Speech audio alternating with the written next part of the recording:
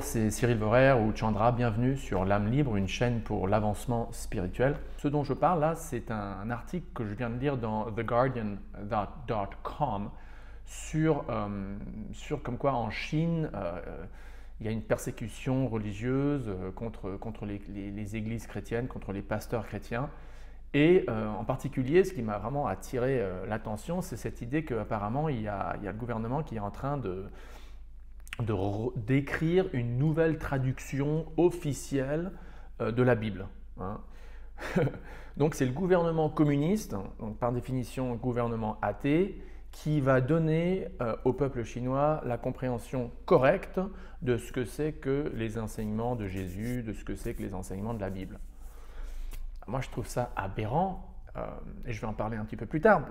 Venant d'une tradition chrétienne, venant d'une tradition de bhakti yoga, de vaishnavisme, moi je crois au contraire, c'est-à-dire je crois que c'est plutôt le texte sacré qui se révèle, qui s'illumine vis-à-vis du peuple, pas grâce à des politiciens communistes, peut-être des politiciens spiritualistes, ça il n'y a pas de problème, j'ai rien contre la politique en général, il faut des politiciens, il faut des hommes de la politique qui gèrent le pays, etc.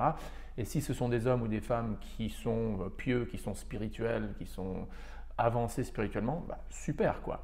Mais par définition, dans un régime communiste, le motto officiel du gouvernement, c'est pas de Dieu, pas d'âme, pas de spiritualité. Donc comment est-ce qu'un gouvernement communiste, comment est-ce que c'est possible qu'un gouvernement communiste donne au peuple d'un pays l'interprétation correcte de ce qu'un texte XY sacré veut dire? Ça me paraît aberrant. Ça me paraît aberrant. Après, ce sujet, je crois que c'est un truc qui nous touche plus ou moins tous. Pourquoi? Parce que personne ne s'intéresse à la spiritualité de nos jours. Mais à part ça, on vit quand même dans un monde où la grande majorité des gens sont religieux et dont la grande majorité des gens suivent grosso modo des textes religieux. Et donc la question du rôle du gouvernement dans la vie spirituelle ou dans la vie religieuse d'un citoyen est un sujet qui quand même devrait nous toucher quand même un peu, quoi. Quand j'ai lu cet article, j'ai pensé immédiatement à un passage du Mahabharata. Si vous ne savez pas ce que c'est que le Mahabharata, c'est l'épopée de l'Inde hindoue, c'est l'équivalent de l'Iliade ou de l'Odyssée en Inde, un texte qui est très long, qui je crois qui est plus grand que l'Odyssée et l'Iliade mis ensemble. Et c'est une très belle histoire dans laquelle d'ailleurs la Bhagavad Gita se trouve, les enseignements de Krishna à Arjuna. Et il y a un passage dans le Mahabharata que d'ailleurs Chaitanya Mahaprabhu cite dans le Chaitanya Charitamrita, un texte donc dévotionnel qui parle du Seigneur Chaitanya, l'avatar doré de cet âge de Kali qui a propagé l'amour pur pour Krishna sous la forme du saint nom de Krishna, je le crois. Il cite ce verset qui se lit ainsi. Les deux dernières phrases, les deux dernières lignes de ce verset se lisent ainsi. Dharmasya tattvam nihitam guhayam mahajano yena gata sapanta. Surtout cette ligne-là, la quatrième est très connue. Mahajano yena gata sapanta. Traduction. La vérité solide de principes religieux est cachée dans les cœurs de personnes autoréalisées. En d'autres mots, et après, consequently, as the Brahma Sutra confirms, one should accept whatever progressive path the Mahajanas advocate. Il y a cette idée du Mahajan. Le Mahajan qui veut dire, l'équivalent en français, ça serait une grande âme, un grand leader spirituel. Et c'est donc ces grandes âmes libérées, très avancées spirituellement, théoriquement, qui possèdent la réalisation, la compréhension d'un texte sacré. Et donc le Mahabharata nous dit que c'est notre devoir de suivre l'interprétation, la présentation d'un texte sacré des Mahajans et pas d'un régime communiste. Vous voyez ce que je veux dire?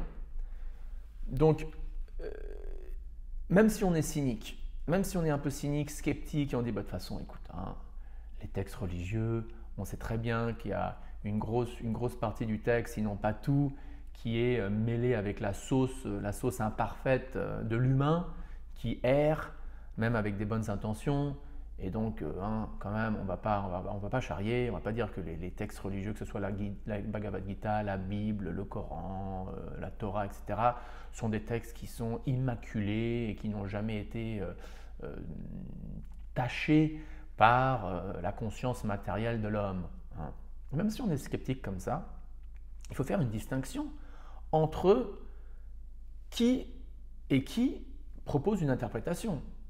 Même si on accepte l'idée un peu sceptique, un peu cynique, que en effet, même dans les meilleurs des mondes religieux, après tout, les commentateurs de textes religieux ou ceux qui traduisent ou ceux qui ont soi-disant reçu une révélation divine sont imparfaits, soit, mais quand même, ils poursuivent Dieu, ils essayent de leur mieux, ou en tout cas ils essayent un peu, ou en tout cas ils disent officiellement qu'ils sont dédiés à Dieu. Mais par contre, quand on parle d'un gouvernement communiste, où dès le début, il y a un motto comme quoi il n'y a pas de Dieu, il n'y a pas d'âme, la religion c'est toléré peut-être, mais je veux dire, il n'y a aucune croyance en Dieu, comment est-ce qu'un gouvernement donc peut donner la compréhension ou l'interprétation correcte d'un texte? Le texte quand même appartient à la communauté religieuse qui pratique et qui suit les enseignements du texte. Et par définition, la spiritualité ne devrait jamais être au service du gouvernement. Ça, c'est un autre point très important.